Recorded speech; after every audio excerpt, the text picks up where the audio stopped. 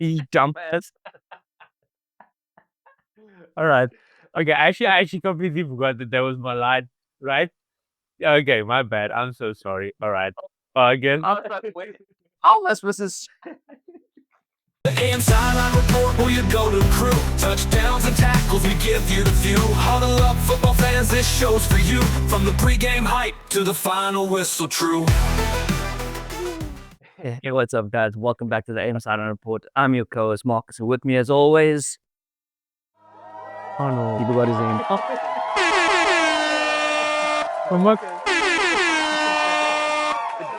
I was trying to think of how, like, do I do the Mew win? Oh, I mean, I What do the thing? And then you said, then, but then you like jumped to, and with me as always. And I was like, okay, now it's kind of awkward, he's spaced out there, but welcome, guys, to episode 13 of the AM Sideline Report. Yeah, super excited. We are down a full month of football, my friend. NFL, yeah.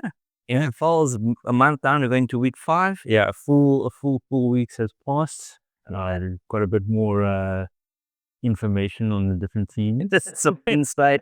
Yeah, actually, we don't have as much information. That's actually true. Considering our predictions from last week, which we'll get into, that was a terrible run for us both.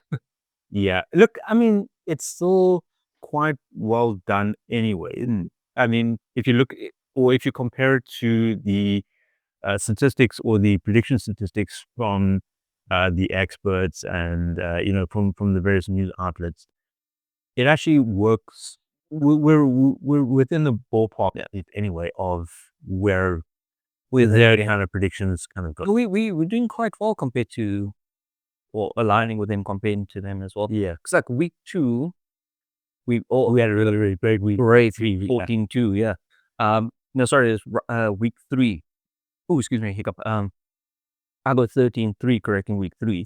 There were some people like broadcasting that only got like 11 right. Yeah. So hey, Yeah, I mean, yeah, good for you. I mean, yeah, Mr. 8 But I'm not going to talk because yeah, I had a terrible week. I swear this week. it wasn't that bad. We kind of got Still listen yours though.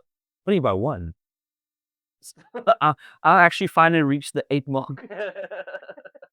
I mean, I barely just scraped over that 8 mark. It's a win. Take a win by the next amount, Winning. Where's the Coronas, man? Yeah, like we need that. But Gian, let's kick off this episode 13, with some Gridiron South Africa news. We actually got some news to talk about, which we'll actually bring up for the next couple of episodes because this news, Yeah, the event's only happening in quite some time. So. okay. Well, let mention what the event is. It's the FFSA Festival, the 2025 festival. FFS, sorry, that's multiple Fs. FFSA is the flag football South Africa. So there's a festival being held. It's pretty much basically flag football South Africa is hosting a flag football training clinic and tournaments. The idea is to try and get everybody into the flag football space. Beginners very, very much welcome. Now, men, women, children, you name it, come along. It's open to everybody. Yeah, effectively. Pretty much, yeah. So training clinic, and then I guess the tournaments. Yeah, that holds sometime afterwards. Yeah, the next day. Yeah. So you get to experience what flag football is. There's sure. I'll mention the specifics now, but pretty much Friday 10th of October and Saturday 11th of October. So that's the coming weekend. So it's actually you said next episode or 2, and I was like, I'm in my mind. We're still in September. Like the 10th and the 11th felt so far. Yeah, in a couple of weeks. From our apologies for that. Yeah, so Friday 10 October, Saturday 11 October. The Friday again 10th of October is the player development clinic. So that's basically learning the fundamentals of flag football. How to throw, how to catch, the rules of the game. what routes are, all the fundamentals or basic principles. And that'll be facilitated by the national team members and coaches. So basically the team that went to Egypt earlier this year. That's true. And then on the 11th of October, Saturday, is the tournament day. So this is pretty much mixed teams being put together, and then you play a full day of games. Kind of full kind of atmosphere. Yeah, that's going to be awesome. Yeah. So there is a pricing. There is a pricing to the thing. So for spectators, non-participating people, it's 40 Rand per person. Players or those wanting to actually participate will be 80 Rand per person, which does cover both days. So it's 80 Rand for both the Friday and Saturday, not per day. So it's 80 Rand one off and get Friday and Saturday included.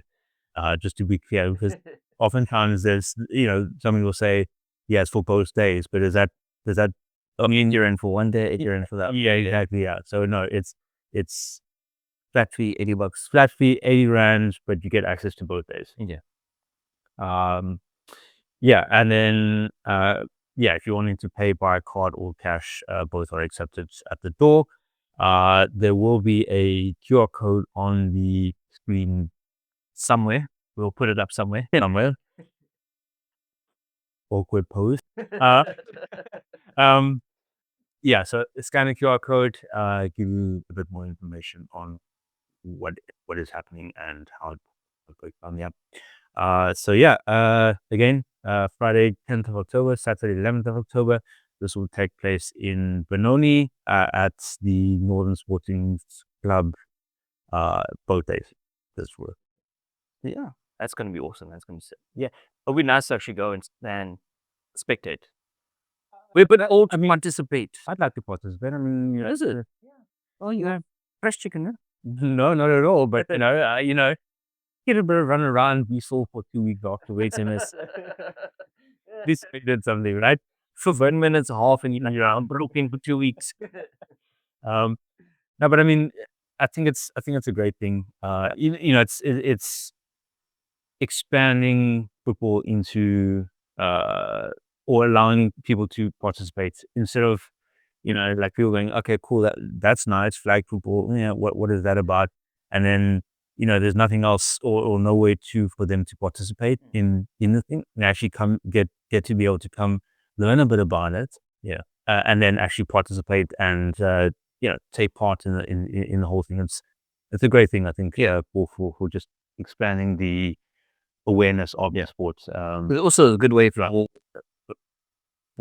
let's say like a tryout for the current flag teams to pick players. Yeah. Or it's showing promise. They actually start new teams. Yeah, recruiting. It's drafting. Yeah. But yeah, so that's pretty much it for Gridiron South Africa. But yeah, again, if you're in the Gauteng area, in the Benoni, I mean, head down to Benoni, Northern Sporting Club, and go either participate or spectate. Yeah, it's gonna be kind of fun. That's exactly That's gonna be awesome. Again, both a Friday and a Saturday. It's during school holidays, so it's great. You need something to have the kids do, kind of thing. Drop the kids off. It's a weekend of fun. So it's gonna be awesome. But yeah, so that's all the news for Gridiron South Africa at the moment. So let's move on to some NFL news. Mm-hmm. At the moment, there's not much news. There's more injury updates kind of thing. The most of the news is like what happened last week, what's happening the upcoming week, which we'll discuss. So I'm just sorry. I said it's because it's currently running, right? Yeah. There's not much in terms of the overarching picture of things. We're in the day-to-day. Yeah. What's currently going happening. Yeah. So main topic is we would like to bring up The injuries, oh my lord. Yeah, racking up. We're going for week 5. Yeah. So They- 4 weeks apart. 4 weeks. First 4 weeks of the season. There is 198 injuries. Yeah. That's ridiculous. Yeah.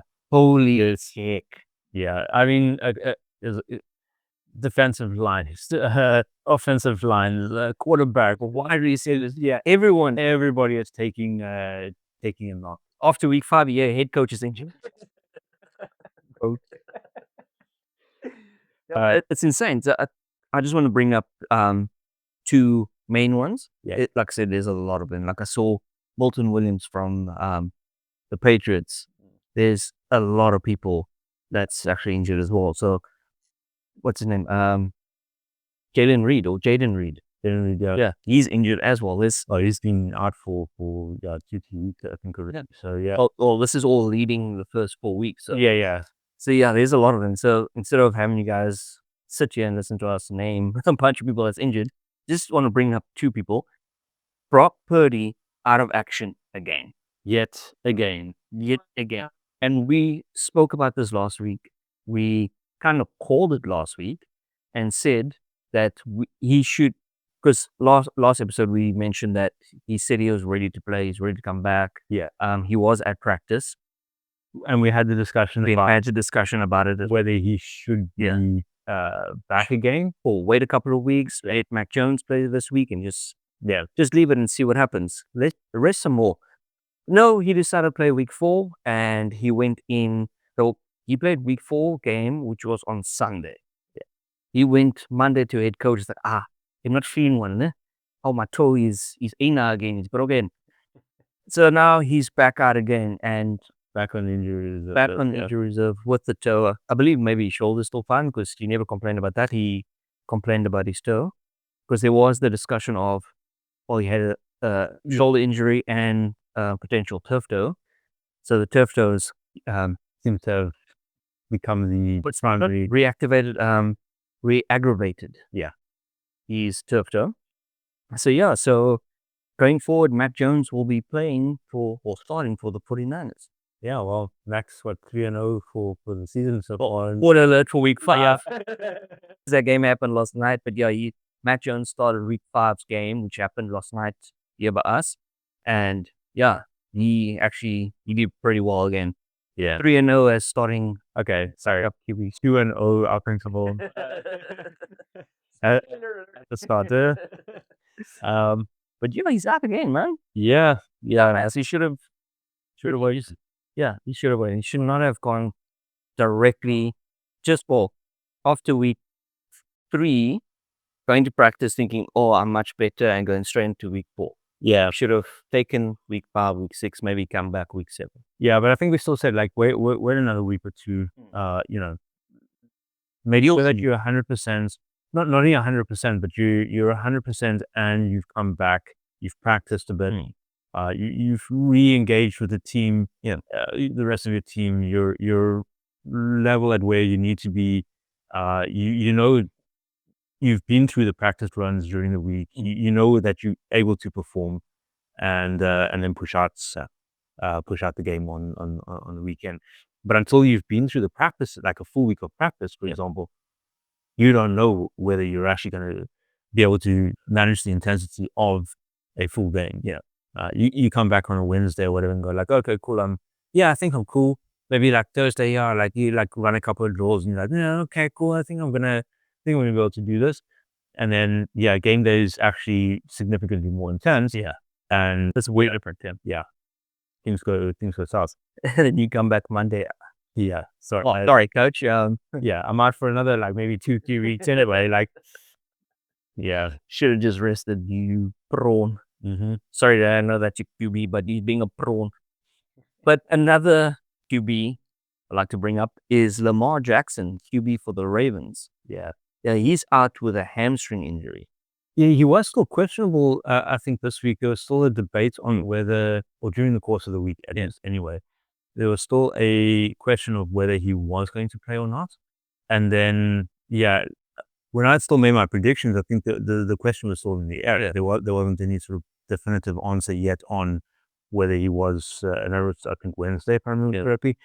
But since then, he has been ruled officially out for this weekend's game.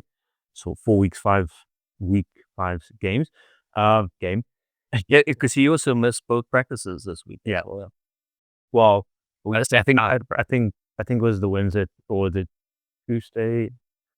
There were 2 days where he was at least, and then they were like, okay, yeah, sorry, all right, let's maybe call it and go from there. So we might end up getting that prediction wrong as well. Which one? Ravens. Oh, I went with the Ravens. You did. You're on your own on that one. Sorry, my bad. I might be getting that prediction wrong. So I mean, talking about injuries, right? And then again with the Ravens, I mean, the entire Ravens O-line is pretty much banged up, beat up there. So yeah, I mean, my whole thing against the Texans, okay, which I guess we'll discuss again, but just preemptively mentioning this already, but O-line, so there's no protection on whichever QB is going to be depending on control who's the replacement. So there's no protection or very little protection on the QB. So yeah, I mean, he's going to be under pressure. Now, where Jackson shines is being able to avoid. Yeah, he has a great sense of reading the field, being aware of what's happening around him, finding the gaps, and creating time for himself to be able to push the ball downfield if need be. Backup QB, not as experienced, or possibly doesn't have that same Lamar Jackson spirit. Yeah. So I don't think. I mean, look, they're playing the Texans again, so we'll discuss it. But they're playing the Texans, yeah. But at the same time, I mean, a little bit of pressure from the Texans, and that line is the reason why just crumble them. It was like you mentioned now, he's able to read and adjust. And like we were watching a clip earlier on, we were watching, wasn't Good Morning Football, we were watching something on the Zone. Yeah. And like Lamar Jackson's here, defender, shoots through this way, another defender shoots the other way, another defender, shoots the other way, and still gets the ball out, and still gets the ball caught on the other side. Yeah, still completes the pass. Yeah. I think it was like a 20 something yard pass, yard pass kind of thing. Still manages to complete it, but he bought himself that time. Yeah.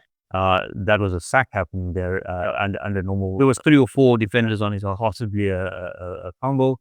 It's just that high pressure on the QB.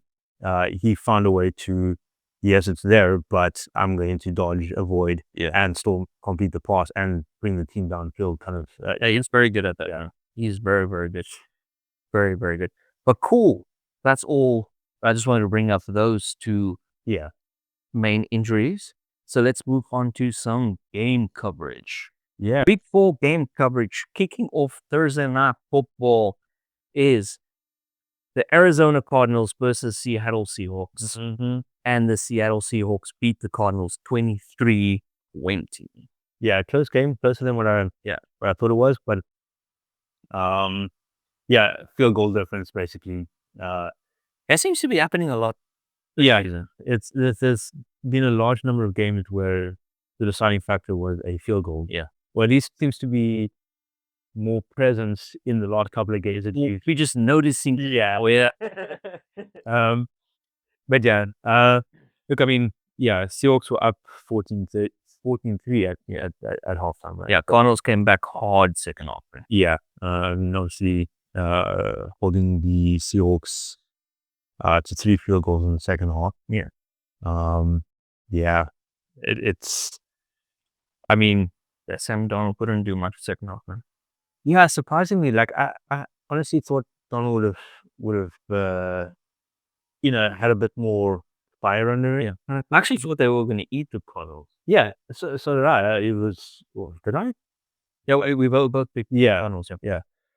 I mean, both picked Seahawks over Cardinals. Yeah, and then game 1, whoopsies,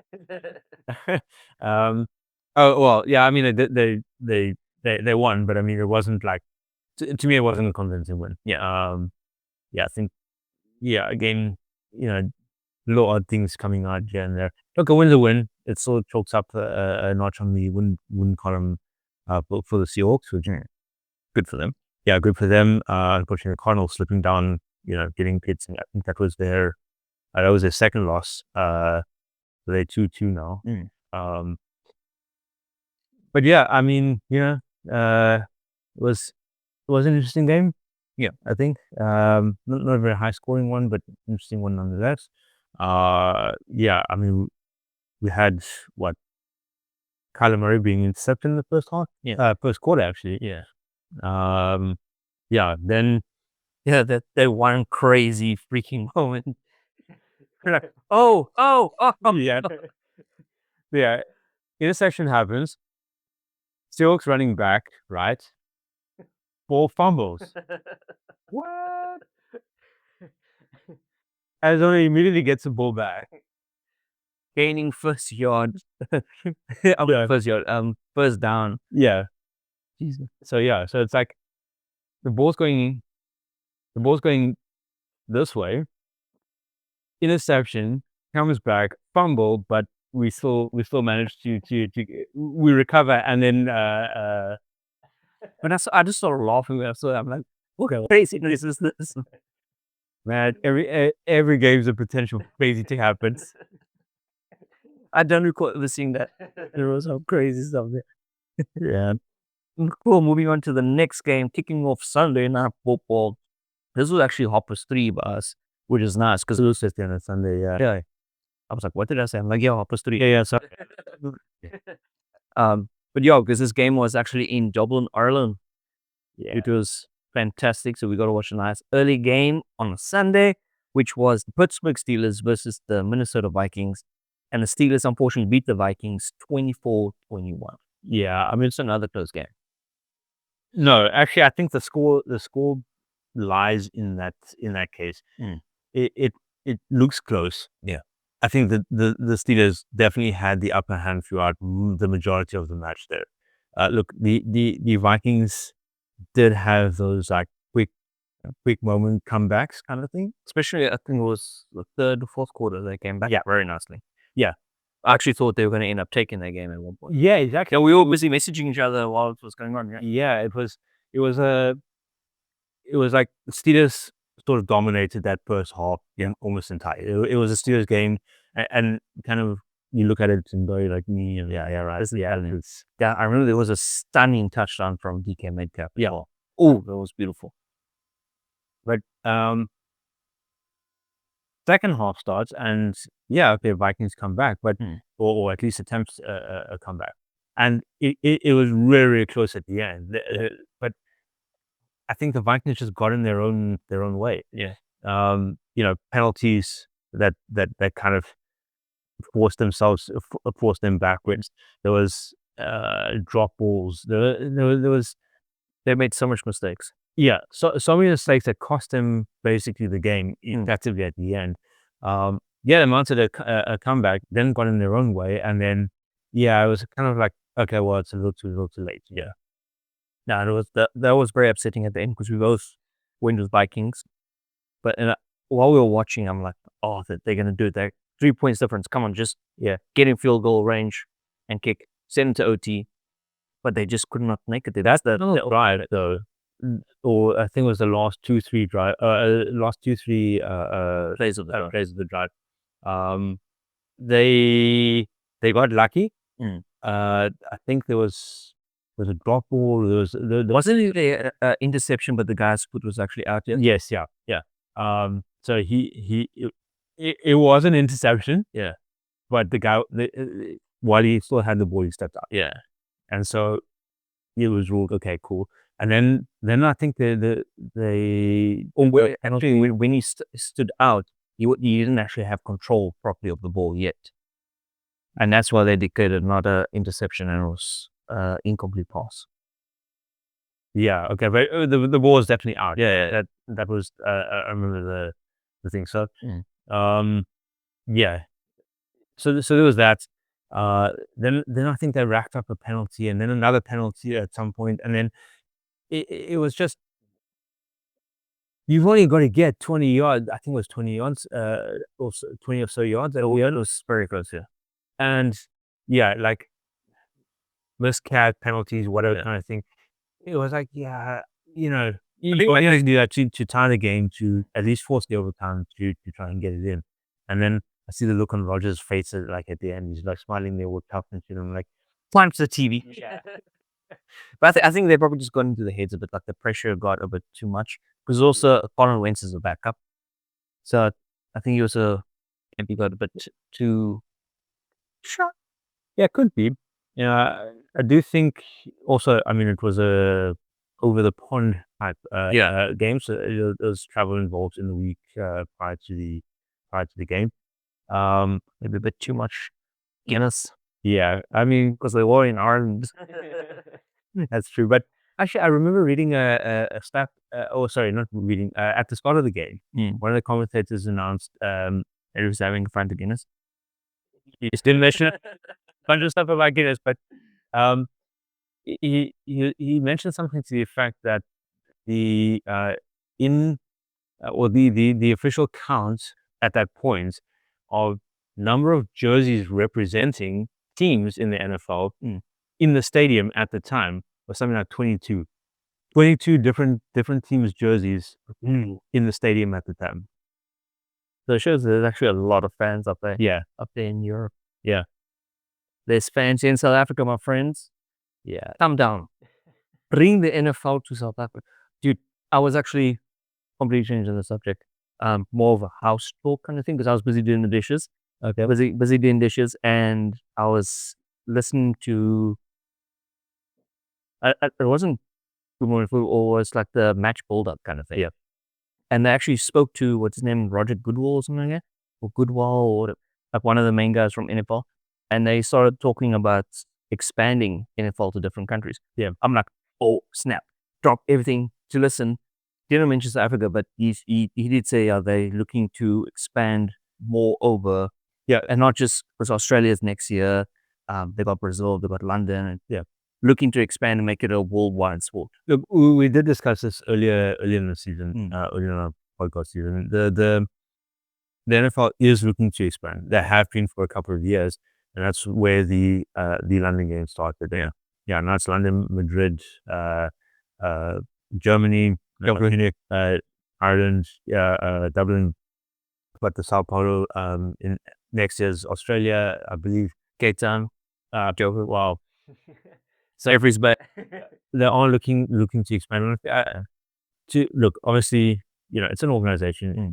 It's a corporate, and it is money based. They're looking to expand viewership and sell tickets. Yeah. There's it's about making money. Yeah. Right. You saturated the American market. Where's your next thing? Hey, let's make this a global thing. Exactly. I had like your number one speed dial waiting for to say South Africa, bro. Bet something. Yeah. You didn't name countries though, unfortunately. Yeah. But I do think, look, Africa's a topic for them. But at the moment, I mean, Europe, Asia, general Asian. You mentioned Asia. Yeah, there's a high concentration of people in a small amount of space, typically, and so getting into those areas at this point is the primary focus, because more ticket sales, and look, they don't say as much, but technically that's what that's what it. I'm not complaining, don't get me wrong. If they can bring it out, that's if they can make it work, that's great. I just also don't think having, or let me rephrase that. I worry that having teams traveling, across multiple continents to satisfy, fans and expand the NFL network kind of thing, kind of potentially either dilutes the current setup, which I think works quite nicely, by including vastly like different teams, and then you have like sub team or sub tournaments, and then like tournaments, and that will be rough. It either gets unnecessary, or it wears the players down. Traveling is a rough another as it is. And I mean, imagine if you okay, this weekend we're playing in London, then we're back home for 2 weeks, and then we need to travel to Australia, and then it's back home for a week or something, and then better up, and then it's Tokyo or something, I don't know, whatever, but it starts getting out of hand very quickly. No, that sounds rough, man. Okay, cool. Let's get back to our regular scheduled programming here, because there was a commercial break. Back to the Let's move on to the Atlanta Falcons versus the Washington Commanders, and the Falcons very shockingly beat the Commanders 34-27. Shockingly, because of what they did with the Panthers last week.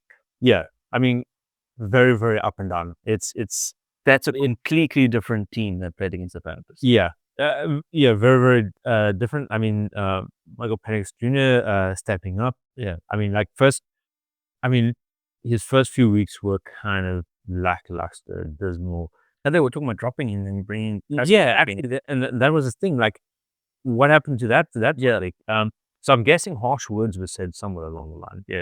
It was like, hey, listen, okay, look, we haven't signed anything yet, but there's nothing on paper yet. But if you don't do something this week, we kind of have time. We're gonna have to make a decision. And it looked like he came back and performed, man. Because goodness gracious. But now the question has to be asked, right? Is he going to do it next week as well? There we go. That's exactly it. Oh, well, next week they bye week. The week after. But again, okay, so fine. Steps up, okay, great game. We did what we needed to do. And look, and again, I'm not saying it's just him. Obviously, everybody else had, various, probably like some harsh words were said across the team. But in saying that as well, I mean, look, he was the primary focus of it's leading up to the week 4 game against the Commanders. But now that they've played their 4th game, they did pretty decently. They now have 2 weeks until their next game. They're not going to practice all 2 weeks, so they'll typically take some rest time, and then come back, practice, and the practices again, and then into the game. So, like, do they fall back to? Are they going to pull a Lions? Or do they fall back to what they were doing the first 3 weeks? Or do they come back, retaining the momentum from week 4? I actually see him falling back, I do. Because you're not going to be practicing for those 2 weeks. You're going to be falling back. Look, it'll typically be like half a week to a week of off time, and then come back and in the final week or the second week, and practice again, and or hit the usual routines. But Mana's feeling is I kind of have like they for 3 weeks as part they're at. This was more the like spark of joy that you kind of get, that you build hope on for the Falcons. Like, if you're a Falcons fan, you're like, oh, but they did that, and like week 6 fail. Week 7 fail. Week 8 is probably like, okay, cool, we're back, and then week 9 is like, okay, Oh my goodness. Well, something I actually wanted to say in the beginning of game coverage. This week was a week of shockers. All of that. That you can see by predictions as well when we get to it. A lot of teams that we did not expect to win, won. And teams we didn't expect to lose, lost. Like, there was the one episode, not the last episode, the episode before, we spoke about I think it was 6 teams that's undefeated, and there was 6 teams that were 0-2 or 0-3 or whatever. There's only 2 undefeated teams left after last week, and there's 3 0-4 teams left. This week just completely mixed everything up. So, like, for example, now New York Giants versus the Los Angeles Chargers, and the Giants beat the Chargers 21-18. Yeah, this was the surprise upset for me. I mean, Yeah, this was a match. Because Chargers, Justin Herbert was performing like a beast. yeah, And against rookie QB Jackson Dart, he just came out, man. yeah, but I mean, That way. yeah, I mean, first game, right? Yeah, it looks bad for Russell Wilson. Russell Wilson. Yeah, for Giants. Yeah, oh, yeah. Yeah, sorry. I was kind of Because he got yeah, sorry. Yeah, it's not looking positive for him. So yeah, I think I'm confused because actually, when I was writing my notes up, I wrote Matthew Stafford and Cyril Dustin. Rams, Chargers, yeah, same thing. But yeah, They both read the same stage. but yeah, I mean, look, She's up. I think in this case, I mean, yeah. So I mean, surprise upsets. Yeah. What do we? Yeah, this was surprisingly shocking. Like Jackson Dart wanted to show, hey, I'm here for a reason, boys. Yeah. And he actually rushed the first touchdown Mm-hmm. to kick off the Giants in this game. I was like, hey, bro, this dude is pulling a Thanos. I'll do it myself. Fine. I'll do it myself. Goodness, Yeah. that it was a pretty good game. Very close, very up and down. Yeah. But I did not expect The Giants to actually take. Giants to take it, Chargers to lose. Yeah. Yeah. Did not expect that at all. As a rookie QB, I thought, okay, cool, maybe second or third game, he might take it. Yeah. But not opening game for him against the Chargers. Yeah. Look, I mean, again, also in this, the Giants are like right down at the bottom of the league, pretty much in almost all stats. Currently, okay, not necessarily all stats, but as far as like team-based, sort of defense, offense, statistics tend to go, they're down there. Yeah, it's not. There's nothing coming out of the Giants, effectively, and surprisingly, a rookie QB steps onto the field, and all of a sudden, oh, okay, cool. Now we actually know what we're doing. Yeah, well, we're at the contender. Yeah, But again, also, is that going to hold up? that's the big question in my mind. So, how does this pan out going forward? Yeah, for the following couple of weeks. Yeah, I mean, look again. So we are in the start of the season, right?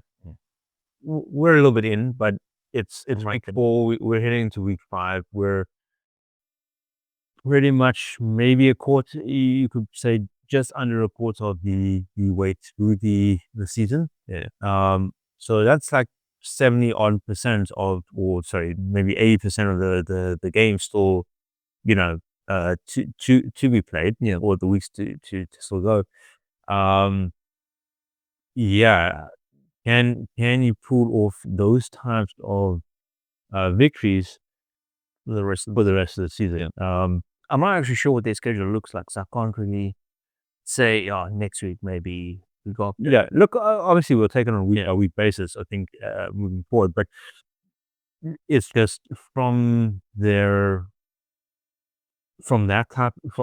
game that they played, can they bring that next week? Yeah. And then again the following week, and then the following week, and persist that throughout the rest of the... And still make playoffs with that.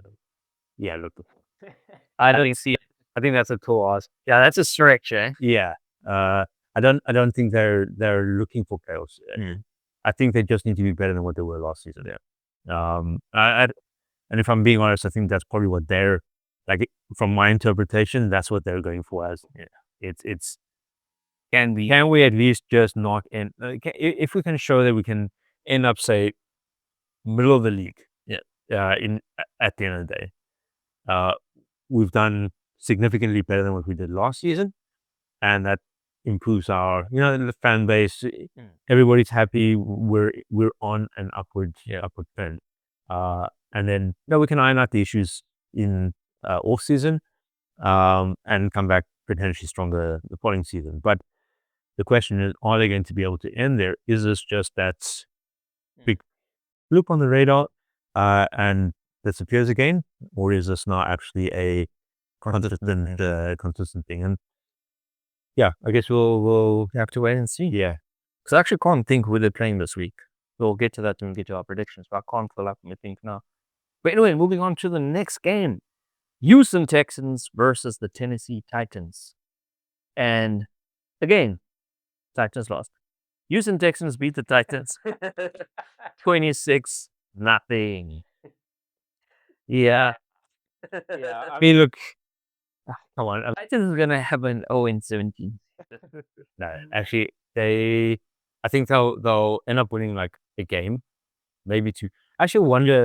Yeah, there's always a game, at least later in the season, Surprise game. I mean, you don't know what your starters. you don't care. Yeah. Like you either haven't made playoffs or you've either made playoffs already and you're not in a position to care. Yeah. Or you don't care about, like, you're not going to go up or down in your standing. Sorry. Or you kind of made playoffs, but if you lose, it doesn't really matter. Yeah. And I mean, nobody's gonna care if you lose to the Titans, really, like kind of thing. Or you haven't made playoffs. There's no chance of you making playoffs, and like teams are kind of looking to the draft for next year, and going like, okay, maybe that's I want to drop down. opposition a little bit, kind of thing. Drop down, kind of thing. So It's actually fair. Yeah. There's various strategies nobody really talks about them, kind of thing. But you never know. There'll be at least a game. Yeah. Actually, I must actually check when last a team went a full season without it winning a game. Yeah, that's actually interesting to see. Yeah. Yeah. They actually don't even know. But that's exactly the same thing happened with Patriots last season. We won our fourth game against the Bulls because they already made playoffs. So they just they sent their C team out. I think that was our last game last season. Yeah, it was our last game last season. Yeah.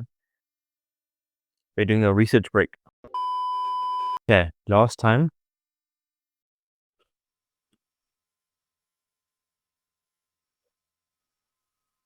Lions in 2008. Yeah. Browns in 2017. 16, but that was still 16 games a season. Yeah. So 0-16 season. Yeah. Please like it.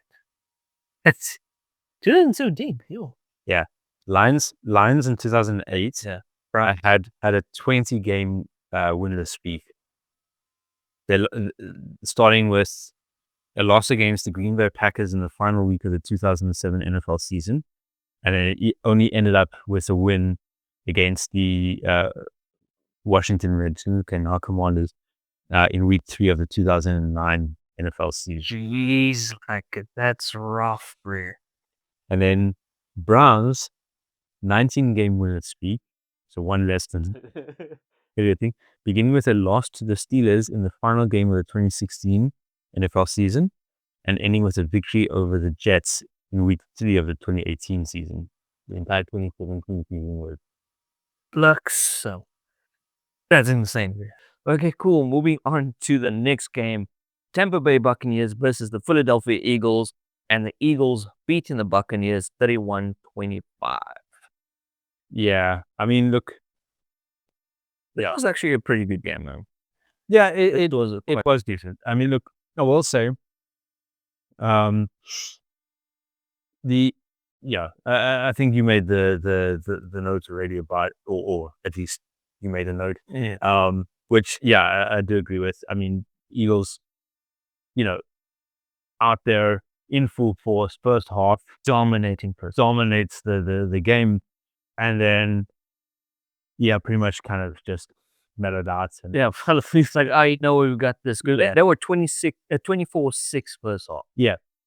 And the Buccaneers came back 25-31. That's insane. Scored a single touchdown in the second half. Eagles was there. Whereas, I mean, in the second half, Bucks scoring 19 points? Yeah. So like second half 19-7 kind of thing, to the Bucks. what happened to the Eagles? Yeah, they just fell apart. Not really fell apart. I think, like I said, that stopped caring in a sense because we already got this. But yeah, that's when you start losing, man. Yeah. Look, I've got my own little theory, and this is so I think the games that the Eagles have played this season so far, one of them possibly, I think week 1. There's a Cowboys. Was it week 1? No, it wasn't week 1 because week 1 was Cowboys. Yeah, you're right. It was a game, possibly week 2, where it was a convincing win. It was a win. It was expected. There wasn't anything much about it. But for the rest of the games, they've kind of been lucky. Yeah. That had like something go their way right at the end. That kind of keeps the score. Or either allows them to score and come back and like have this like final, like they're down and okay, last like dying minutes or whatever kind of thing they managed to score, or the other team's like about to come back and something goes wrong and they get shut up, block field goal on rush back for a touchdown or return for a touchdown kind of thing. Those types of plays to me is okay, there's some skill involved in it, but there's also like a ton of luck. At the end of the day, blocking a field goal isn't a thing. Blocking a field goal and picking up the ball and being able to run back with it, someone got lucky there, kind of thing. So what concerns, or let's say like sort of sits in the back of my mind every time I look at the Eagles game is, when is their luck going to run out? That's fair. Yeah. Maybe against the Broncos and next week. Yeah, I've got the Broncos to win. You got the Broncos to win. No, but that, I guess another idea, like, well, you, like you spoke about the last touchdown, that's the only touchdown they scored in the second half. Yeah. That was a brilliant touchdown. Yeah. Like, it spun me because they were like, what, I can't remember the down, but they were like 1 or 2 yards away kind of thing. And that's generally when they go for like a tush push or something. Yeah. And the defenders expected that. And all the defenders is right around the O-line, right up against him. And he just nudges the ball to take one and he just runs around. Yeah. No one. I'm like, wow. Yeah, That spun me. I did not expect that. It was a brilliant move because everybody expects the Eagles Yeah. to be okay. And because that's why everyone was right there, because they expected that. Yeah. But yeah, it's okay. There's an adaptation from their side, and honestly, look, I mean, the Eagles is a force to be reckoned with, typically. But I do think they've been their 4-0 season at the moment has been largely luck based, or they're luck gonna run out at some point. They're gonna mess up. It's you can't get lucky every time. Yeah. Hey, you're gonna get messages from Saffold, bro. Yeah, Tune you. bring it. Yeah, but also, The only thing worse than a Bulls fan is an Eagles fan. oh, Tyler's gonna smack you, bro. Believe nobody views accused that. Yeah, bro. Sorry, my wife. She's a Chiefs fan. I don't know why, but yeah. No, goodness. But there was also some brilliant touchdowns from Baker Mayfield as well. Like there was a stunning 77-yarder to Igbuka, sorry, and stunning 72-yarder to Bucky Irving. Yeah, It's beautiful touchdown. yeah. Look, I mean, And that's when they started coming back, when you started doing those deep passes, and it was yeah, again it's those risky plays that Love always tries and doesn't always work out, but so it works out for Mayfield, man. yeah. Mayfield probably has, I'd say, a bit more playtime, a bit more experience. He's run his dues. He understands the game, kind of thing. Yeah, I mean, Love is reading the game. I think he's better this season slightly, and potentially long term. But there is questions over Love, but because he still makes those risky things. But okay, this isn't about Love. that can get into a whole thing about it. Yeah. So, but yeah, 10 hours later. Yeah. But yeah, I think Mayfield's a decent QB. Yeah. But I think the entire team just looks. I used the word earlier, lackluster in the first, but it looked like a walkover from the Eagles. And 24-6 in the first half. yeah, something obviously was said in the locker room because They got tuned. yeah, people must have been upset in there. Because they came out swinging, bro. Yeah, and yeah, I guess look, unfortunately, they didn't manage to make up the entire deficit, and that's kind of the risk that you play. Like, yeah, you can come strong back in the second half. You can have the best game of your life. Doesn't mean you're gonna be able to make it up. That one odd draw touchdown. I mean, great job from the Bucs defense holding the Eagles to a one touchdown, 7 points in the entire second half. But yeah, it's just that first half really got away from them. Yeah. And there was just no way to 100%. It kind of screwed them over, but yeah. But yeah, moving on to the best game of the week.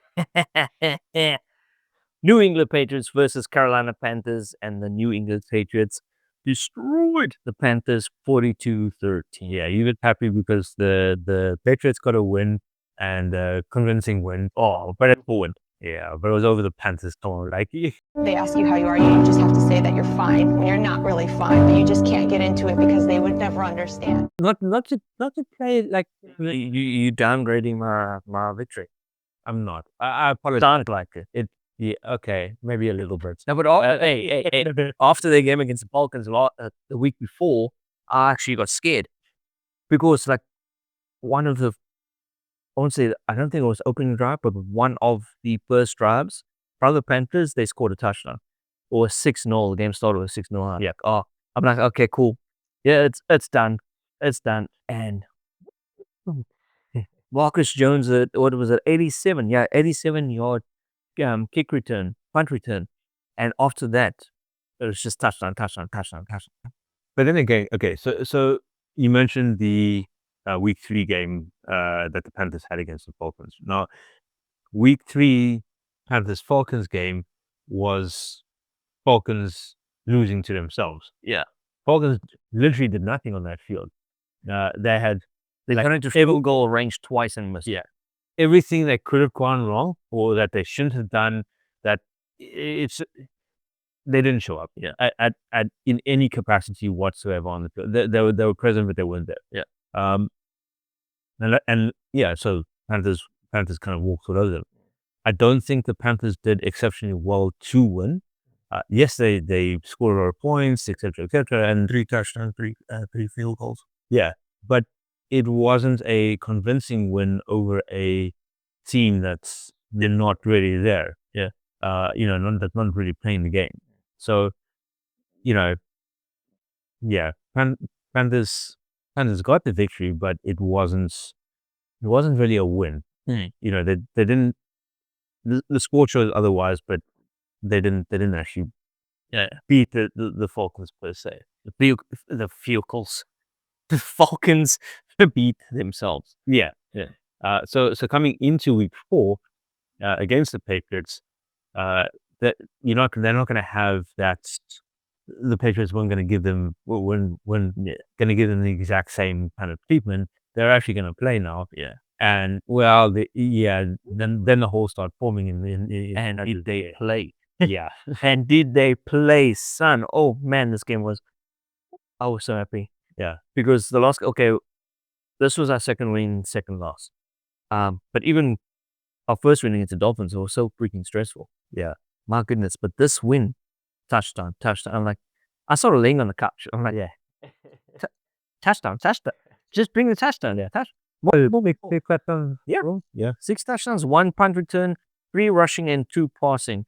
It was just a stunner of the game. Yeah. For me personally, he's downgrading the victory. I'm not downgrading it. True to him. I'm just putting it into perspective. So before people go like, okay, it was a difficult thing because the Panthers, whatever. Yeah, it's the Panthers. Yeah, they didn't. We'll see when I continue to play the Panthers. Oh, Lord, I hope you guys lose it. You know, I do actually think we have lost to the Panthers in recent history. Not gonna lie. Exactly, but I'm sure we did at some point, and it was a disappointing. It was one of our few losses in the entire season. Yeah, it was against the Panthers. Actually, I remember we talking about for 2023 or 2024. One of our games, we played the Panthers and we lost. Oh man, I would love if you guys lose. Oh, it's just the Panthers. And you guys lose. Oh my goodness, that would be amazing. When it comes, I think it's week 9 or Yeah, it's the next 3 weeks. Yeah. Oh, okay, all right. So it'll be like 8 or something. Yeah, 7, 8, somewhere there. So yeah, that's we'll see. we'll have a review of this. Dude, I'm back in the Panthers. I'm back in the Panthers, so isn't that good? But yeah, moving on to the next game. Buffalo Bills versus the New Orleans Saints, and the Bulls obviously beat the Saints 31-19. Yeah, so the win wasn't convincing for me. Bulls, after their first game against the Ravens, it was just, again, like not luck, but it was not very convincing wins. Yeah. Especially against like Saints, Dolphins. I would have expected a walkover. Yeah. So look, got a couple of notes from that game specifically. So Paul, yes, look at that. no, look, only joking. yeah. So third down efficiency for the Bulls, right? Somewhat concerning. 3 of 10. Jeez. Which surprisingly is comparable to the Saints third down conversion rate of 5 out of 13. So, I mean, they're playing at roughly the same kind of it's not there's a problem somewhere. Yeah. There's issues with Haley and Josh. Haley. Marcus is hopey. He can only hope and pray. But then, yeah, I mean, like, we're also talking the Bulls, right? Yeah. 5 penalties for 55 yards. Okay, I mean, Saints probably worse. They had 4 penalties for 41 yards. But, so it's kind of roughly, I'd say, more or less the same. But, also talking about the Bulls, defense allowing 184 rushing yards, right? Missed tackles, big problem. Like a lot of those yards coming from missed or incomplete tackles, kind of thing. Like getting a hand to the player, but not actually being able to grab it down. Yeah. Now, I mean, you start looking at those kind of things and going, yeah, that's shocking, man. Ooh, is this a Super Bowl caliber team? Is this or performance? Yeah, so who's going to take advantage of that? I mean, look, the Saints. In the championship. Yeah, okay. Oh no, please don't. Yeah. No. But yeah, I mean, like Cole Bishop, right? For the Bulls, had an interception that actually kept the Bulls in the game. I think so. Where was it? First half, right? Basically, the takeaway came from an incredible one-hand grab inside the red zone. Really? Oh, yeah, it's stunning. So 20 yards kind of thing, whatever. Interception, and then basically that's that kept the Bulls sort of in the lead. So I think the Bulls were leading 14-10 at halftime. 14-10 at halftime against the Saints. Yeah. Well, like I mentioned again, like with the Dolphins last week. Yeah. Halftime 14-14. Yeah. Third quarter 21-21. Yeah. It's there's something not working so like in the Bulls. There's issues with Josh and Haley. Yeah. Well, but they slide in my DMs, girl. Yeah. They're there, but yeah, I mean the Bulls kind of, I guess, came they regrouped and actually ended up taking the lead kind of thing. Coming back with a little bit more in the second half. Yeah. But yeah, to be honest, they're getting the wins. So they're also they're still undefeated. They're the only other team other than the Eagles that are 4-0 at the moment. But something's going to give somewhere. Yeah, something's not right there. Yeah. Oh, I should have predicted about. I'm scared. But Broncos ending the winning streak for the Eagles. Patriots ending the winning streak for the Bulls. Who's your yeah. You see, the thing is, okay, so at the moment, and depending on the lead up to that game, right? Wait, they're playing this weekend, right? Yeah. Okay, so possibly, if the Pats, depending on whether the Bulls are potentially working on, rush defense and that type of thing, but I mean, if you guys can keep it on the ground, they couldn't do anything on the ground. But May kind of sense the throw. He's not one of those handoff QB kind of. He does. Well, yeah, they prefer down. Every first down he does it. Yeah.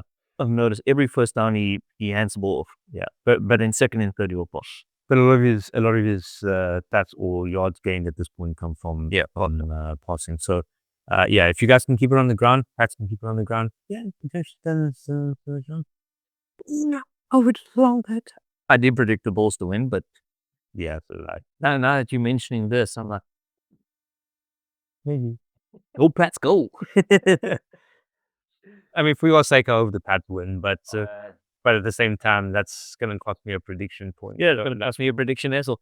Hey, it's worth it. For the Pats to beat the Bulls, we worth it. Right.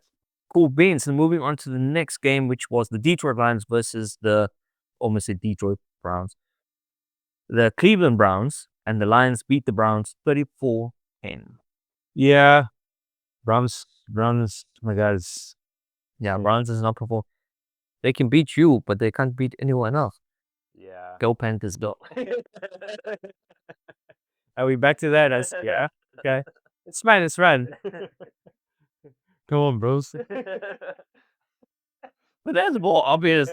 Yeah, it's fine. It's like we'll get to one where It's way more obvious. They're cool beans. And then it was the San Francisco 49ers versus the Jacksonville Jaguars. And the Jaguars beat the 49ers 26-21. Yeah, I think this was a bit unexpected for me. I saw in 49ers and that. Yeah. I mean, the Jags, they're kind of one of those like in the shadows kind of teams. You kind of tend to not pay attention to them, and then after a while you're like, oh wait, actually they've racked up quite a bit of wins. But then the moment it's like the moment you focus on them, that's how it is. Yeah, it's like downhill from there. Yeah. But like I said to you earlier, and we were just discussing, and I said, what happened to the Jaguars? Like, they seem to be performing really well this season. They're doing very, very well this season. And again, there's like, they're kind of in the shadows still at the moment. They're kind of skirting around the seams. Yeah, we're talking about them, but not really. And then, you look and it's like, oh wait, well, they're 10 in 4 seasons. Yeah. And then you're like, oh, okay, cool. I mean, oh shit, wait, the Jags are actually doing something. Yeah. And then while you're watching, you're like, okay, cool. Well, I mean, yeah, Jags probably gonna take this then at least, Oh no, wait, it's a loss. It's a loss. It's a loss. It's so ridiculous. But like we were discussing as well earlier, and the thing I showed you that I saw on NFL.com, if the season has to end today, would make playoffs. And Jaguars is in there. Jaguars is, I think, like 6 seed or 7. I don't know. I thought it was 6 seed. Yeah, they one of the two, but yeah, they made playoffs. Yeah, made playoffs in that sense. Yeah, if the season had to end today, but yeah, it's not going to end today. Yeah, I've still got another quick couple of weeks. Yeah. Well, cool beans. And moving on to Los Angeles Rams versus the Indianapolis Colts, and this was another shocker. Rams beating the Colts 27-20. Yeah, I look at personally, I think the Colts would have won that. Well, if that dumbass. But right. costly mistakes. Yeah. So Daniel Jones, 2 interceptions. Which is weird for Jones. I mean, yeah, look, it's not, an interception, probably not a big deal. In this case, 2, that starts hurting. Yeah. I mean, if you look at Stafford, I think he didn't have any interceptions in that game. So when you're comparing stats, whatever kind of thing, you look at it, it's interceptions, give the ball immediately to the other team. So the fumbles. Well, not really, but yeah. yeah, Get up still. yeah. So there's that, and then you've got Mitchell. So yeah, drop the catch and run. That's an open touchdown. Decides to change hands while he's running and fumbles the ball right in front of the end zone. Oh my! I can't believe it. Oh, that was bad, man. Then on top of that, second mistake. So 53-yard touchdown run, right? Wiped off the board because Mitchell had a holding penalty. No. So yeah, 2 potential touchdowns.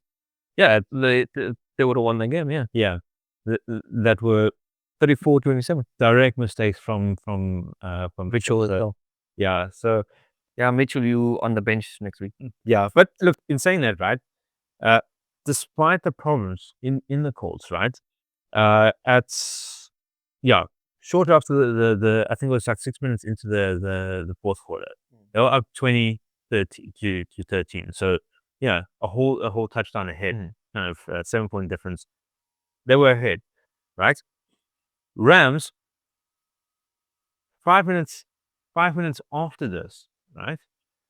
5 minutes later, so probably about, what is it, I think 3 minutes 20 left on the clock. For the entire game, score a touchdown. Keep that in mind. 3 minutes 20, Yeah. score a touchdown to tie the game at 20-20. Yeah. Right? Under 2 minutes later, It was a minute 20 or something like that. yeah, it was, so it's a minute, I think it was a minute 40, closer to a minute 40, but there was about 20-second difference. Okay. Or 20 seconds under 2 minutes. But yeah, under 2 minutes later, Rams score the final touchdown that two. And that was a stunningly brilliant touchdown. Yeah, it was. Holy crap. 80-yard touchdown. Yeah. But that's the way the line of scrimmage was. Stafford was almost in the end zone. You were 30 yards off the end zone. Yeah. That's like a 97-yard technically. Yeah, for where Stafford was. Yeah, 97, yeah. Yeah, I mean, line of scrimmage, that's where Peyton gets measured from. But yeah, so, I mean, Colts defense just, was weak. Yeah. It was a weak showing, and Rams took full advantage. But yeah, I mean, I can't blame the entire Colts defense. I mean, costly mistakes on the offensive side basically threw the game away. Yeah, 100%. Yeah. So 2 touchdowns. In all regards, for me, the Colts should have won that. Yeah. I still had the Colts to win that. Yeah. I think I believe they should have won that. And then they went and threw it away. Bunch of idiots. Yeah. Was also a very good game, though. I actually enjoyed that game. But yeah, that was stupidity from the Colts, man. Mm-hmm. But cool, moving on to the Las Vegas Raiders versus the Chicago Bears. And the Bears beating the Raiders 25-24. Yeah. Little bit surprised. I'm happy that the Bears won. Yeah. I think I had the Raiders to win that. But, I can't remember. It was I think it was a 50-50. Yeah. Oh, wait. Yeah. No, I had the Bears. You had the Bears to win. Yeah, I had the Bears to win that. Fortunately. But yeah, kind of a bit of, I want to say 50-50 in a way. I mean, both bad offense, both bad defense. Yeah, I'm not convinced by either team at the moment. It's kind of like, was the better, weaker team? Yeah, let the kids play in the sandbox, and when they're throwing mud at each other, kind of thinking, oh well, somebody's fighting over here. Yeah, but that was a very close game. Oh my goodness! But another shocking game. Actually, I thought it was going to go the other way around. Yeah. Kansas City Chiefs versus the Baltimore Ravens, and the Chiefs beat the Ravens 37-20.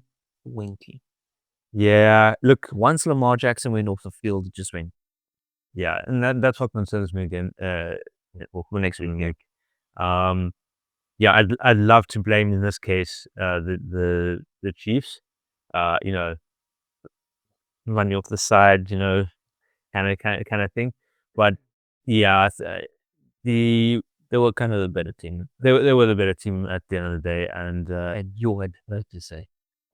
that pained me. It does. I didn't even soy brand was I said no. I think we need to pause right here and take a moment just to reflect on the words that we just spoke. Get some sage and beans. But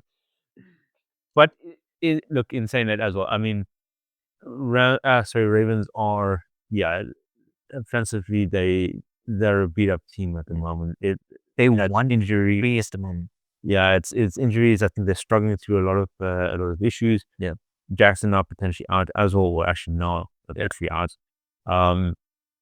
Just throws a spanner further into the works. Originally, I thought that they might have a Super Bowl run. Yeah. Depending on how long Jackson stays out and how long the rest of the O-line is out for, Then I'm making it. yeah, it's going to be a tough time back. I don't want to cross them. I don't want to write them off yet or cross them out of so early in the season, and they can make it up. I mean, you can go 10-7 and still potentially get in, right? Or I mean, they can still end up depending on come back in say 2 weeks and go 13-5. That it's a potential win all their remaining games from that point on. Yeah. Lose the next 2 games. No, well, It's fine, but then just win the rest. Yeah. win the rest. That potentially works out. Still gets them in playoffs, and then from there, they're able to dive through. But yeah, it's going to be a bumpy ride. Yeah. Definitely. But cool, moving on to third last game of the week. Well, last game from Sunday. Dallas Cowboys versus the Green Bay Packers. Yeah. And the final score was 40-40. Yeah, tie game. Tie game. Even after overtime, still a tie game. My goodness, this game was next level insane. Yeah. It sucked that it tied, but this game was just brilliant. But you guys as well, I'm not sure it was first quarter or whatever, but you guys were 13-3 ahead or something like that? Yeah. Or it couldn't have been 3 because we were 13-2 ahead. It's just to To the block conversion, yeah. 13-2 ahead. 40-40, man. Yeah. That, especially that last quarter, was just a madhouse. When Touchdown. you know what makes me the absolute bleakest. The Murren. Yeah, from that entire game, right? Is how does a wide receiver reach up between 2 defending players and grab a ball between 2 players? Talent.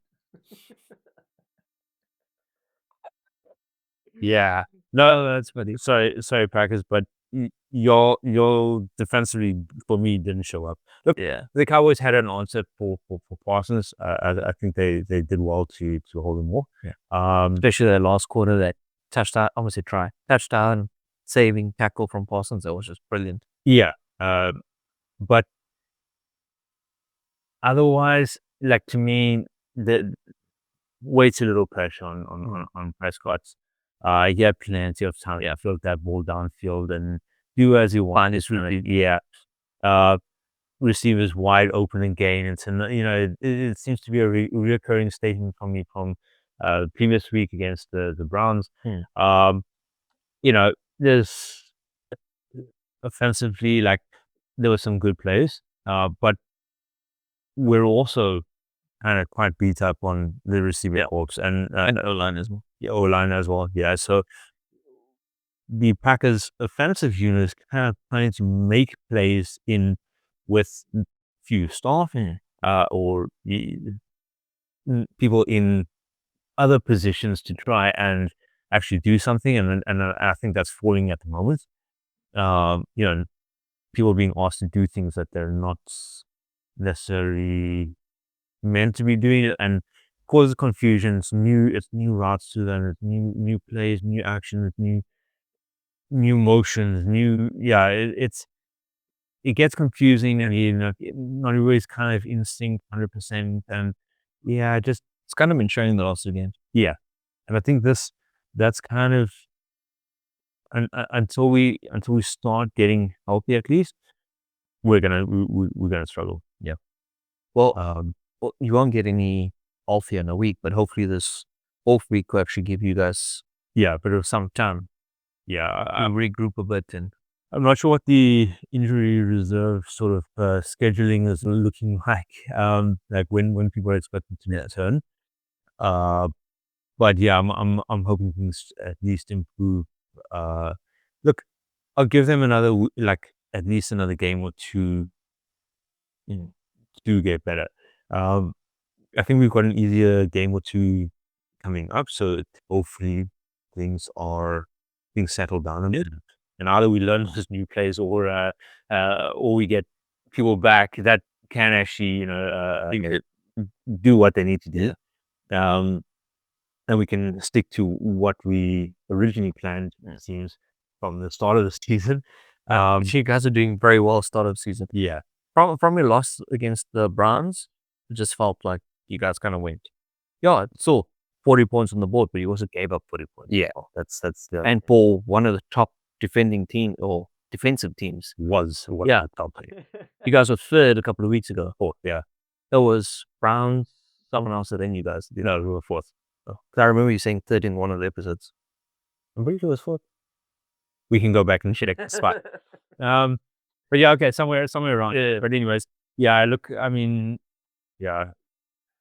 it's gonna be difficult to think. I mean, Cowboys capitalized. No shame. In that they did well. Sucks that it ended in a draw. It's horrible. But I mean, I think also from a coaching side of things, the calling various different I want to say plays, obviously trying to do make things work. It's a tough job, not gonna lie, but just like basic things like clock management as well. Just just not really gel so well. Like basics. Everybody's concerned with what's happening around, and again, too many moving parts.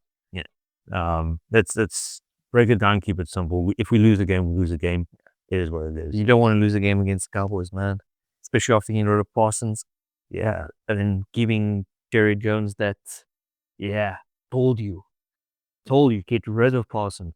And every time they scored a touchdown, seeing Jerry Jones flicks on the screen, with the touchdown thing, man. I still, my goodness, I was still raging. I was like, sit down, you fuck. Can't say that on the thing. I wanted to slap him, but my goodness, that I give a white dude. Every time he's like, sit up, I'm like, sit down. Before you get killed, man. Just makes me more.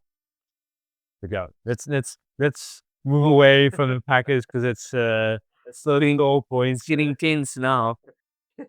Moving on to Monday Night Football, we had the Miami Dolphins versus the New York Jets, and the Dolphins surprisingly beat the Jets 27-21. I'm just surprised the Jets actually managed to get 21 points. That's true. Look, I love Justin Fields as a QB. I don't think the Jets have much going on at the moment. For me, this game was a 50-50 split. Like, it was a toss-up. Prior to making my picks, I was like, look, I don't know who. I just hope Dolphins is going to take it. I mean, I think I still said to you in the previous episode that I think you still probably got it. But I like the idea that Fields and the rest of the Jets could potentially. Like, I want to give Fields a benefit of doubt. I don't want them to fade into quarterback non-existence or anything, because everybody blames him for not being able to do that. But The Jets had real problems throughout. This for me was a 50-50 game. Dolphins coming out. Oh, okay, well, yeah, whatever. But it's actually funny. I was thinking about while watching the game is that Jets got rid of Rodgers because he didn't do what they promised him. Or promised them, and he had a terrible season last season with the Jets. Yeah. Okay, cool. Let's get rid of him. Let's get Justin Fields in rather. He's doing worse for the Jets than Rodgers did. Yeah, but I also think potentially he's more manageable. Yeah, that's very fair. So it's Rodgers, the almighty Rodgers. Yeah, Rodgers wants his way, and it's his way, or he has. He throws his crystals out of his car. Yeah. And I think Fields is also potentially more trainable. Rodgers, old dog. He's got his particular ways. Feels definitely a lot younger, and more manageable, more trainable. Has potential, and I don't think the issue with the Jets at the moment is necessarily Fields' fault. They've got massive problems everywhere across the entire board. I don't think they know what they're doing there. At the Jets, and that's just showing out in the team on the field. Yeah, that's true.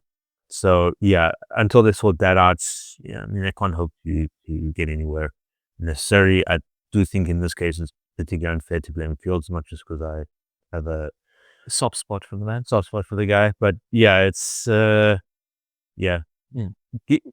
hopefully they acquire the right people and get somebody that knows what they're doing in place. Communication lines open up, and things actually start flowing, and then season or two, and Jets will be back. Yeah, no, definitely. But cool. Moving on to the last game of Week 4, Denver Broncos versus Cincinnati Bengals, and the Broncos beat the Bengals very convincingly, 28-3. Yeah, I don't think there's much to say about this. Yeah, this was going to be a Bronco game. Yeah, all the way. Bengals have just fallen apart, 100%. Yeah, I mean, what's his name? Joe Burrow. No, but Burrow's not throwing. Oh, sorry, I thought you meant after, because I was thinking, after Burrow left, it's just gotten worse, kind of thing. Yeah, I thought that you would. Jake Manning, I think isn't Jake Browning. Yeah, sorry, Browning. Okay, Jake Browning. Jake Manning, the Manning brother. The one who. So had high hopes. Obviously, after that first game where he came out. He came out swinging that first game. Yeah, I mean, swings maybe a bit of a stretch. Deceptions. Yeah, there's a couple of interceptions, but he did beat. He did get the win, and there was hope. I think that hope has kind of slidden off the bottom end of. That was the next game they played against the Vikings, so it was the backup ball. Yeah, and he just fell apart there. Yeah, and again against the Broncos, an interesting question though, right? Would, if Burrow was or had captained the ball, helmed the offensive side over the last say 2 games. Let's exclude the game where he got injured, right? It was a win anyway, but let's say against the Vikings and now against the Broncos, do you think the Bengals potentially could have won? I don't think so. Yeah, I'm not convinced that they would have. Because look at their Week 1 game. Yeah. I think they won 16-17. I can't remember who they played exactly, but it was one of the weaker teams, and they just won.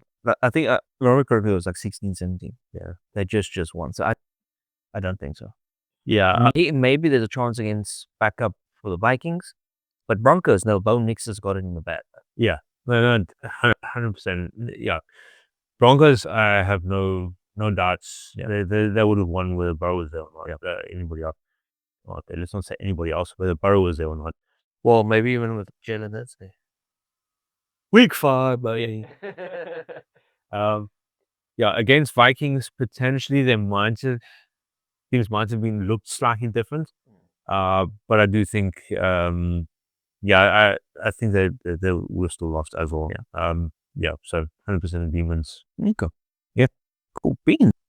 Okay, cool. So that was game 4, week 4's game coverage.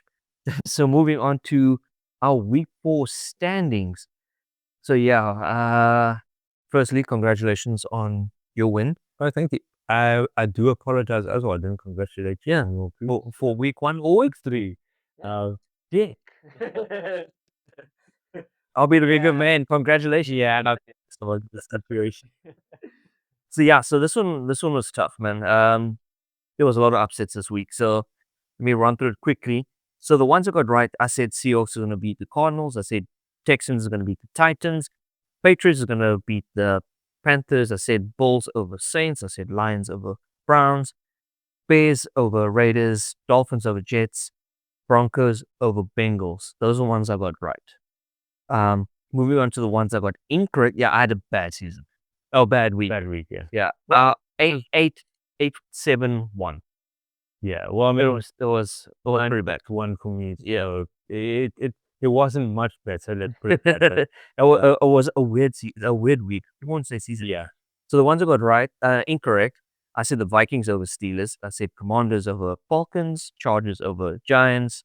Bucks over Eagles. I was calling for upset there. 49ers over Jaguars. Colts over Rams. Ravens over Chiefs. And then obviously the tie one. Yeah. Said Packers over Cowboys. So we get kind of like a half a point. Yeah. But we don't count either loss or win. Yeah. Yeah. So that's excluded from the Yeah, that's where the 8-7-1 comes from. The one is from Packers. Yeah, so similarly, obviously the tie in Packers over Cowboys, and kind of more or less the same in the correct picks. Seahawks over Cardinals, Texans over Titans, Eagles over Bucks, Pats over Panthers, Bulls over Saints, Lions over Browns. I had the Rams over the Colts. I think the difference was, I had the Rams over the Colts. You had the other way around. Yeah. And then also the Bears over the Raiders. And then also Broncos over Bengals. I did not say that one really. Okay, Broncos over Bengals as well. Incorrectly though, I think something you can see Vikings over Steelers. Yeah. Just really tired somewhere. Commanders over Falcons. That was a shocking game. Yeah. Chargers over Giants. Another shocking game. 49ers over Jags. Another shocking game. Yeah. Ravens over Chiefs. Yeah. You had that on another version. Yeah. And then different from you though, where I had the Jets over the Dolphins, which was my 50-50 game. But yeah, that was a terrible week for us, man. Yeah. But week 5 we'll come back strong. Well, we're already 0-1. Yeah. Spoiler. So yeah, week 4 standings setting up at 8-7-1 for you, 9-6-1 for me. Total points gathered or total correct predictions gathered thus far after 4 weeks is 44 for you, 44 correct picks, 39 for me. So I still wear the crown. We need to get a crown. Yeah. To wear each episode. Yeah. And we're like, My Highness, I doff the I knight the security. That's what. But although I suppose you're not knighting, you crowning. Yeah, well, it's like the inauguration or something. Yeah, that like full ceremony kind of thing. We'll figure it out. I don't follow the royal family. Yeah, I don't know. But cool. So that's our week 4 standings and predictions. Let's move on to our power rankings. Yeah. So number 10, I have the Seattle Seahawks. Number 9, Jacksonville Jaguars. Number 8, Tampa Bay Buccaneers, number 7. Dropped down quite a bit. Green Bay Packers. Sorry, my friend. No. Number 6, Indianapolis Colts. Number 5, Los Angeles Chargers. 4, San Francisco 49ers. 3, Detroit Lions, baby. Number 2, Philadelphia Eagles. And number 1, again, back-to-back, Buffalo Bills. Yeah. So I've actually shuffled my Quite a bit. my rankings quite a bit. I think I shuffled mine also quite a bit compared to I was moving, brought in. and surprisingly, I didn't look like I had no idea you had the same thing. But as I was typing mine in, I kind of realized that I'm kind of matching yours. Really? Yeah, a little bit. So like, number 1 is Bills. Number 1 is Bills. Number 2, Eagles, same as yours. 3, Lions, same as yours. Yeah. Okay.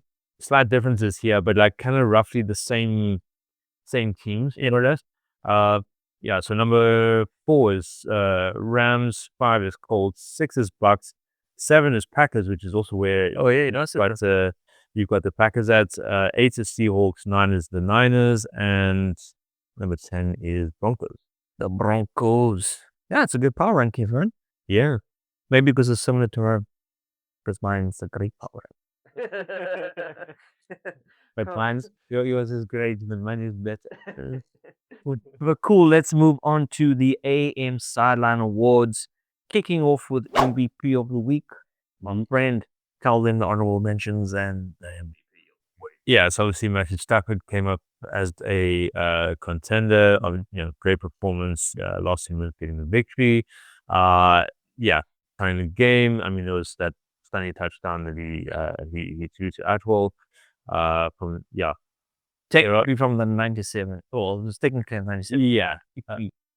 Yeah, from where he was standing. Yeah. It's measured from the 12-yard line. That was their own 12-yard. But yeah, I mean, It was a beautiful touch, right? Yeah. Honorable mention to Stafford, Romeo Dobbs in the mix as well. A few touchdowns in the game against the Cowboys. I think I had putting out some moves there. Helping the Packers. Like you said, he's your wide receiver 3, but he's playing like a wide receiver 1 at the moment. Is he kind of? I mean, where he is, we don't have wide receiver at the moment. Well, he's kind of where he is like wide receiver, because he's the only wide receiver. Oh, actually, technically got Golden as well, but whatever. Anyways, so those are the honorable mentions. But taking the crown for the MVP of the week is Marcus Jones of the. I think you can say Marcus Lawrence. You're also the MVP, my guy. But yeah, Jones, man. Yeah, Marcus Jones sets a new Patriots record for punt return yardages, running 167 yards from 3 punts. Yeah.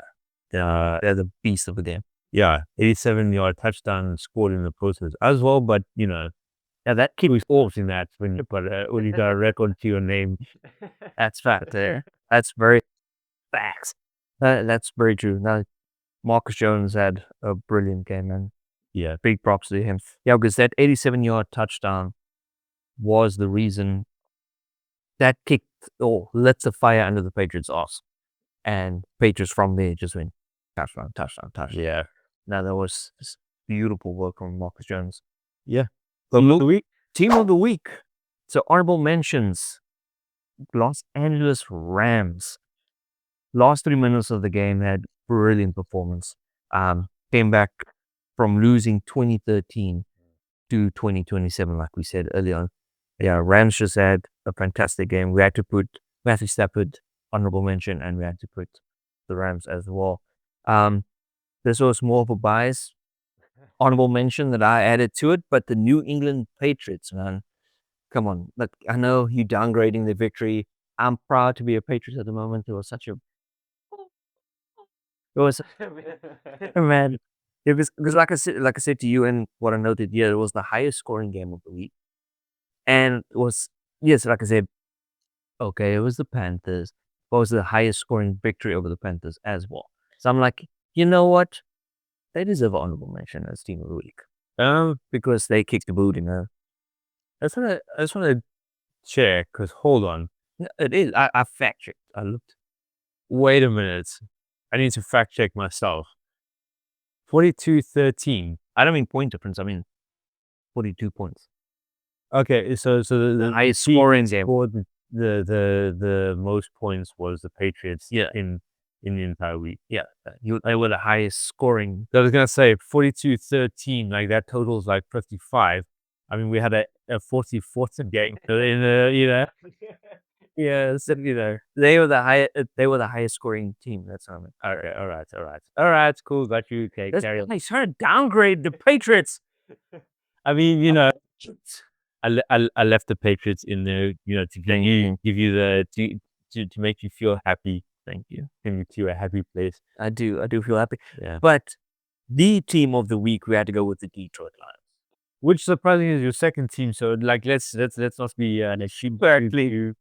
I didn't think about that. Yeah, yeah, but as well had a great game against one of the top defensive teams, the Browns.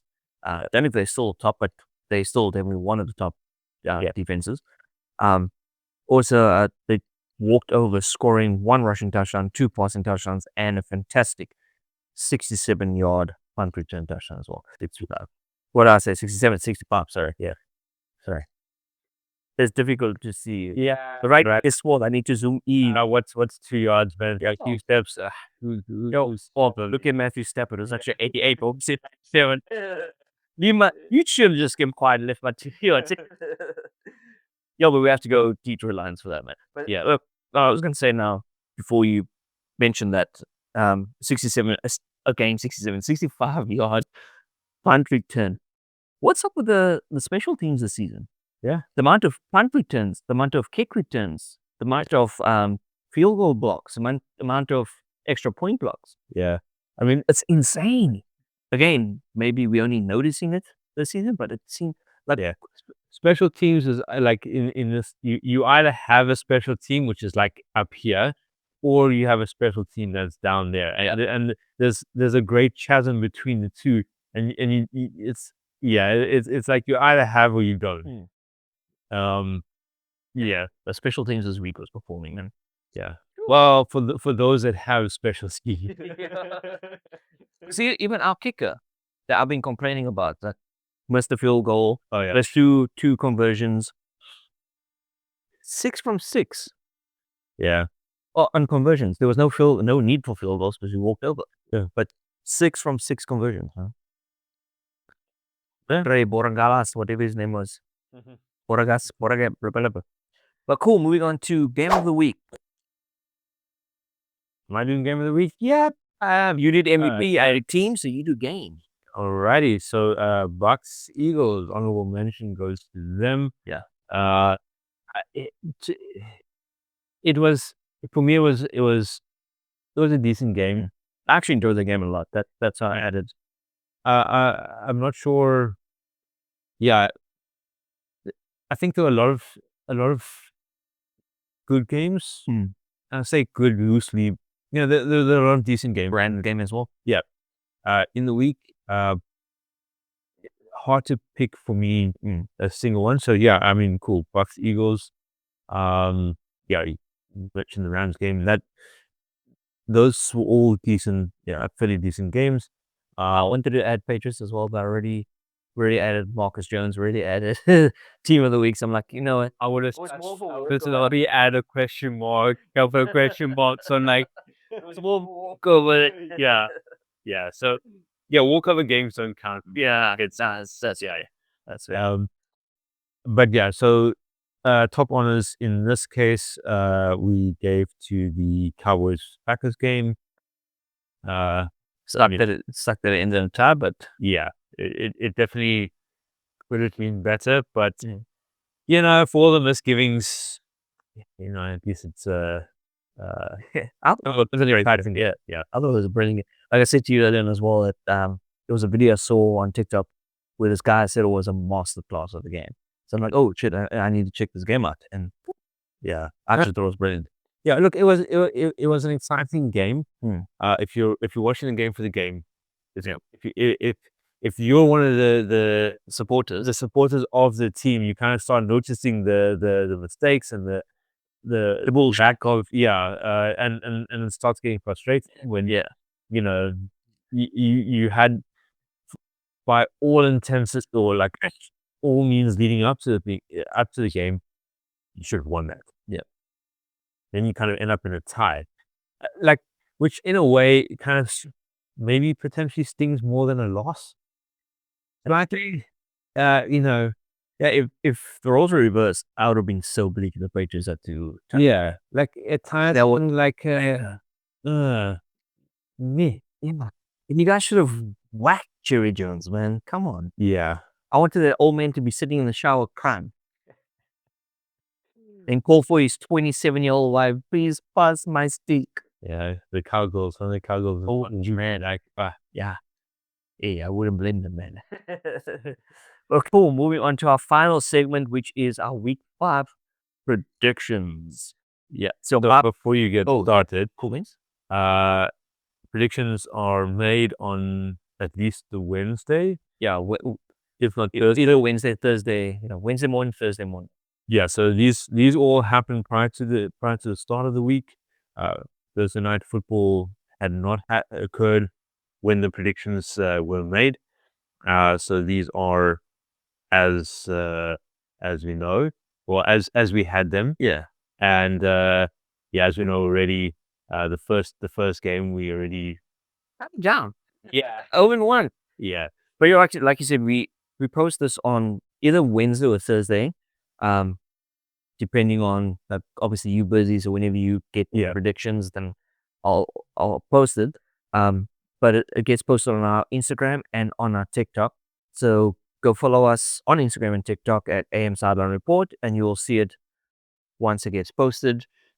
And that next week, Tuesday, after the final game on Monday, because it's Tuesday night for us, or Monday night for us, Tuesday morning, we post our results as well for that week. So go follow us on Instagram and TikTok and give us a like, comment, and subscribe is for YouTube. Not for that. yeah. Your predictions. My predictions. Okay, so I have Rams over San Francisco 49ers, which we already know. We will discuss next episode, but yeah, Rams lost that already. I have the Vikings over the Browns, Cowboys over Jets, Giants over Saints, Colts over Raiders, Dolphins over Panthers, Eagles over Broncos, Ravens over Texans, Cardinals over Titans, Seahawks over Buccaneers, Lions over Bengals, the battles of the Kitty Cats, Chargers over Commandos. Still questioning this one. Bills over Patriots. I'm questioning it, but it's not like I can change it. And then Chiefs over Jaguars. Oh Lord, Jaguars, please beat the Chiefs. I know I'll get a point.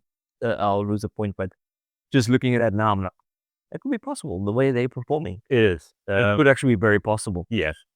So, I mean, I think that's, if I remember correctly from my initial research, again, this is earlier in the week, so might not have been, might have updated, things might have changed in the interim.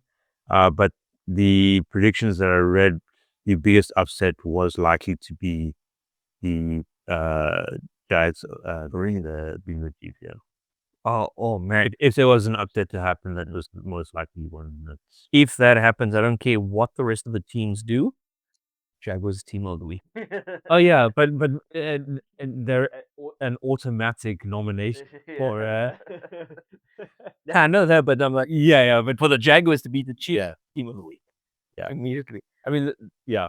So I think I'm pretty much almost exactly the same as. Yeah, there's only 3 differences. Yeah. Yeah, the 3 differences, well, at least 2 of the differences is I've got the Broncos over the Eagles. And so you have the Eagles to win that. I've got the Broncos.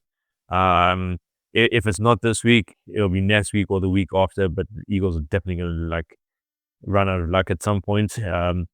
I've got the Texans to win over the Ravens. Yeah, Ravens over Texans. Yeah, I kind of feel that at the time I made the prediction was debatable because Lamar's injury was still questionable, whether he was going to play or not. But now you feel more comfortable. I do feel more comfortable in that.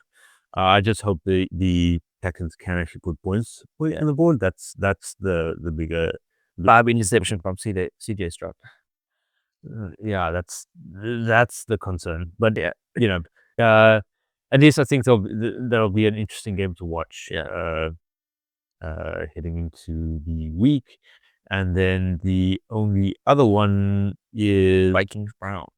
Yeah, start with the Browns of the Vikings. Yeah. Questionable. Yeah, Because they just flying over. It's a rookie QB taking over from Flacco as well. And like I told you earlier, Flores is 9-1 against rookie QBs. Yeah, but in saying that, I don't know what I want to say about that. Great chat, bro. Yeah. You're welcome. Yeah, look, I think honestly that was kind of all of these picks, that pick for me was more of the ones of like, I don't want to say gut feel, but more of a hope. That's, yeah, somebody does. Oh, so as well, Vikings is in your division as well, and obviously I don't want them to overtake you. It's up down. Yeah, but yeah, teams on buys this week, actually, for that matter, is Steelers, Bears, Packers, and I think if I remember correctly, I was thinking about it earlier. Steelers, Falcons, Bears, and Packers. Can I say Packers now? It's the Falcons. The Falcons was the other one though. Yeah. So yeah, Steelers, Falcons, Bears, Packers. Yeah, nice bye week for you guys, bro. Yeah, I'd rest up, come back, and then lose to the Panthers in a couple of weeks. Oh man, if that happens, I'm watching. I'm gonna get signs made everywhere. Panthers win. But you and me. across the back. Oh, that'd be amazing. Yeah. But yeah, bro, that's a wrap. So thank you very much, guys, for watching. And yeah, like, comment, subscribe, comment down below, chat to us. What's your predictions for week 5? What's your feelings about week 4? Because yeah, that was a bad week for us. A very shocking week. Others might have actually come out in a lot of those games correctly. Yeah. So that's special. Yeah. Let us know if you did, man. Yeah. And don't lie, please. Well, I mean, yeah. But look, let's have a discussion about it. Like, chat. We want to know how you all are doing. You're sitting at 44 correct predictions on week 4. I'm at 39. What's your Hey, so okay, so 44. That's an average of 11. 11 a week, man. Yeah. But yeah, folks, let us know. Community again, trying to build a community, man. Yeah. And then we can do that with some participation. So like, comment, subscribe. But that's it. Then I guess we're done. So that's all, folks. Got you there. I was like, what? That doesn't work. Yeah. That's all. I was like, that's fun, me, right? I'm like, wait, what? I had to throw in the extra. let me do that as a folks. That's all. No, catch you next time. I can't say from the sideline after that. You dumbass. All right. Okay. I actually completely forgot that was my line, right? Okay, my bad. I'm so sorry. All right. Again. I was like, wait. How am I supposed to? In my head, it made sense. Like not the folks part, but It's all from the sideline. But it's a complete sentence, right? Okay, fine. Let me put that again. Oh, all right. Lord. No. Oh, wow, dude. All right.